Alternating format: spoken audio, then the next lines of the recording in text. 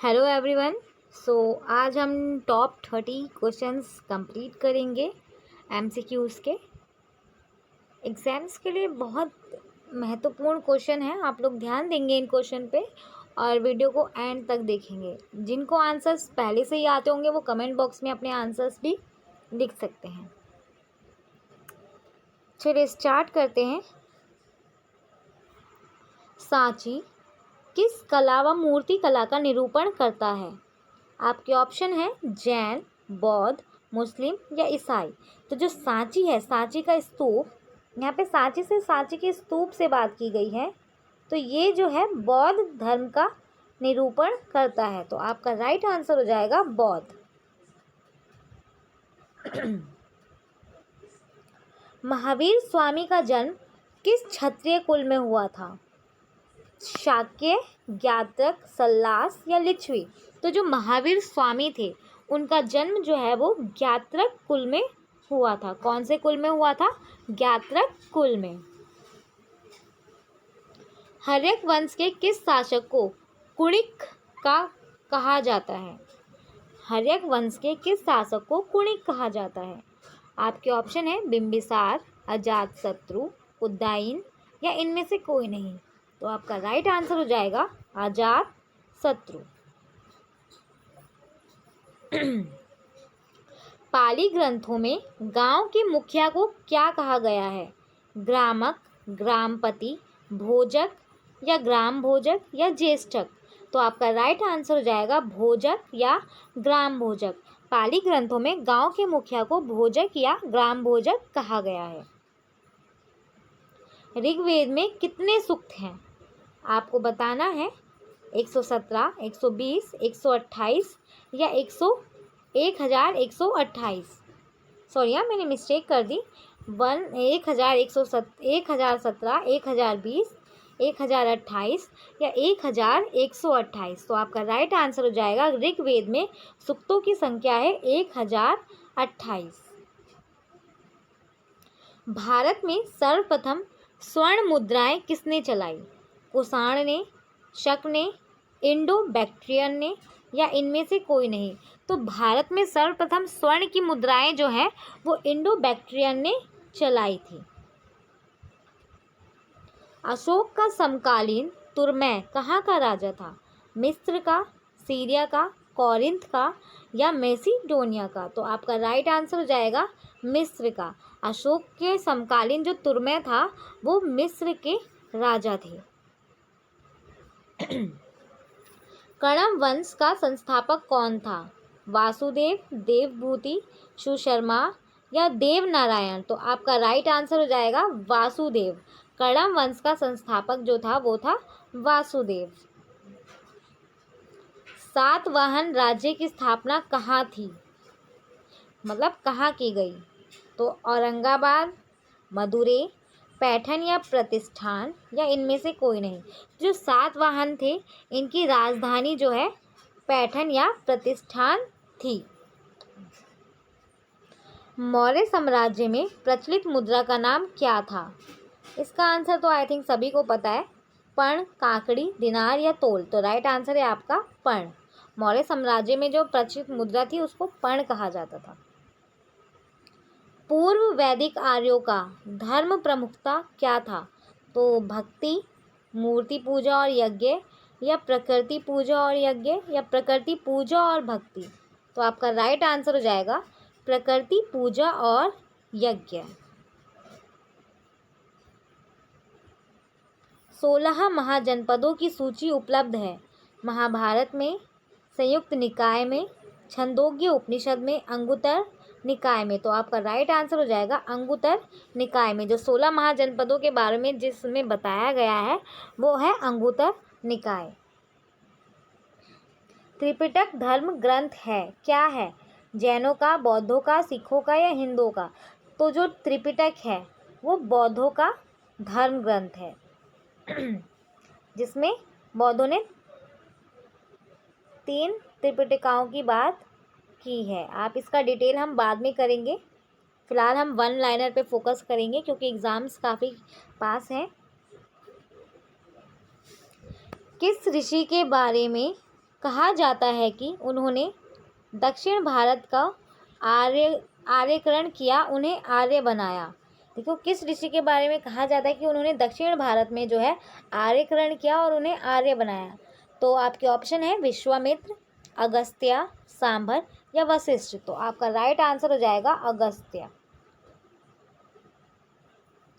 श्वेतबंध का रचनाकार प्रवर सेन सेकंड किस वंश का शासक था? आपके ऑप्शन है शक वंश, कर्ण वंश, वाकाटक वंश या सातवाहन वंश। तो आपका राइट आंसर हो जाएगा वाकाटक। प्राचीन नगर तक्षशिला निम्नलिखित में से किसके बीच स्थित है?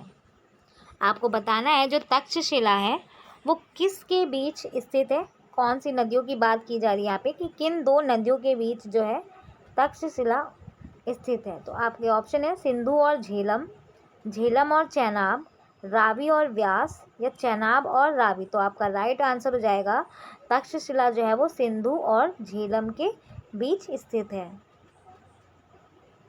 प्राचीन भारत में योद्धेव कौन थे? आपके ऑप्शन है बौद्ध मत का एक पंथ, चौलों के सामंत, जैन मत का एक पंथ या एक गणतांत्रिक जनजाति। तो देखो ये जो योद्धे थे, योद्धेव जो वंश था एक गणतांत्रिक जनजाति थी।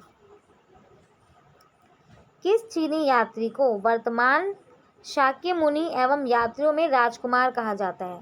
फाहियान, ह्वेनसांग, इत्सिंग या इनमें से कोई नहीं। तो आपका राइट आंसर हो जाएगा ह्वेनसांग। चीनी वर्तमान में शाक्य मुनि एवं यात्रियों में राजकुमार कहा जाता है ह्वेनसांग को, और ये एक चीनी यात्री थे। पुंडवर्धन प्रांत कहाँ अवस्थित है? काफ़ी न्यू वर्ड है। पुंडवर्धन प्रांत कहाँ अवस्थित है? आपका ऑप्शन है उत्तर बंगाल, असम में, उड़ीसा में या बिहार में। तो आपका राइट आंसर हो जाएगा उत्तर बंगाल में। जो पुंडवर्धन है ये उत्तर बंगाल में स्थित है। सोने के सर्वाधिक सिक्के किस काल में जारी किए गए? तो कुषाण काल में, गुप्त काल में, मौर्य काल में, हिंद यवन काल में। आपका राइट आंसर हो जाएगा गुप्त काल में। सोने के जो सिक्के हैं वो गुप्त काल में जारी किए गए थे। गुप्त वंश का वह राजा कौन था जिसने हुणों को भारत पर आक्रमण करने से रोका? आपके ऑप्शन है कुमारगुप्त, समुद्रगुप्त, स्कंदगुप्त या चंद्रगुप्त। तो आपका राइट आंसर हो जाएगा स्कंदगुप्त। गुप्त वंश का वह राजा जिसने हुणों को भारत पर आक्रमण करने से रोका था वह थे स्कंदगुप्त। निम्नलिखित में से किस अभिलेख में चंद्रगुप्त मौर्य और अशोक दोनों का उल्लेख किया गया है? आपको उस अभिलेख का नाम बताना है जिसमें चंद्रगुप्त मौर्य और अशोक दोनों का उल्लेख हुआ है। आपके ऑप्शन है अशोक का गिरनार अभिलेख, गौतमी पुत्र सातकर्णी का नासिक अभिलेख, स्कंदगुप्त का जूनागढ़ अभिलेख या महाक्षत्रप रुद्रादामन का जूनागढ़ अभिलेख। तो आपका राइट आंसर हो जाएगा महाक्षत्रप रुद्रादामन का जूनागढ़ अभिलेख। इस अभिलेख में जो है चंद्रगुप्त मौर्य और अशोक दोनों का उल्लेख किया गया है। संगम काल में उरेयूर किस लिए विख्यात था? आपका ऑप्शन है मसालों के व्यापार का महत्वपूर्ण केंद्र था, या कपास के व्यापार का एक महत्वपूर्ण केंद्र था, या विदेशी व्यापार का महत्वपूर्ण व्यापारिक केंद्र था, और आपका लास्ट ऑप्शन है आंतरिक व्यापार का महत्वपूर्ण केंद्र। तो जो संगम काल उरेयूर है ये कपास के व्यापार का एक महत्वपूर्ण केंद्र था। ठीक है। किसके शासनकाल में डायमिकस नामक राजदूत भारत आया था? चंद्रगुप्त मौर्य, बिंदुसार, अशोक या कनिष्क। तो आपका राइट आंसर हो जाएगा बिंदुसार।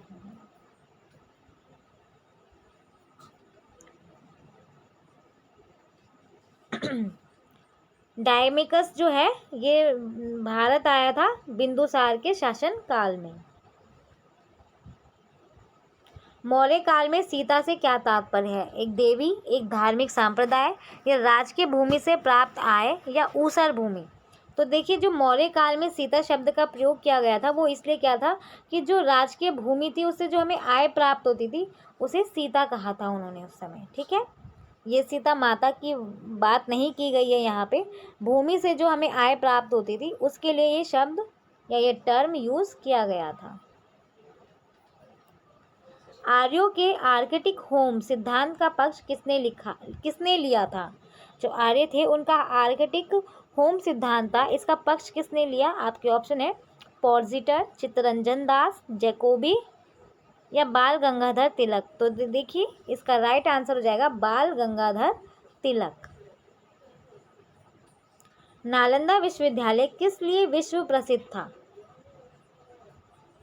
चिकित्सा विज्ञान के लिए, तर्कशास्त्र के लिए, रसायन विज्ञान के लिए या बौद्ध धर्म दर्शन के लिए। तो देखिए आपको ये बहुत बार पूछा गया है ये क्वेश्चन, इसलिए आपको ध्यान रखना है।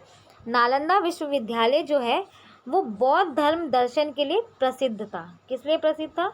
बौद्ध धर्म दर्शन के लिए। मानव द्वारा सर्वप्रथम प्रयुक्त अनाज था। देखिए जब मानव ने सबसे पहले कौन सा अनाज प्रयुक्त किया था, ये आपको बताना है। ज्वार, बाजरा, गेहूं व जौ या चावल। तो आपका राइट आंसर है गेहूं और जौ। मानव ने सर्वप्रथम गेहूं और जौ का यूज़ किया था या प्रयोग किया था। भीमबेटका किसके लिए प्रसिद्ध है?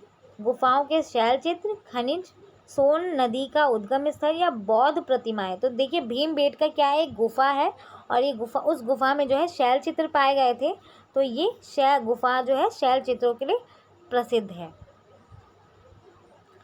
मौखरी वंश की राजधानी कहाँ थी? थानेश्वर, कन्नौज, पुरुषपुर या इनमें से कोई नहीं। तो आपको बताना है मौखरी वंश की जो राजधानी थी वो है कन्नौज में। कहाँ है? कन्नौज में। और आपके लिए एक क्वेश्चन है जिसका आंसर आपको कमेंट करके बताना है।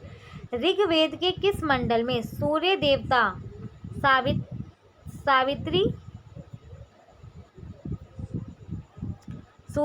सावित्री को समर्पित प्रसिद्ध गायत्री मंत्र का उल्लेख है? तीसरे, सातवें, आठवें या नौवें।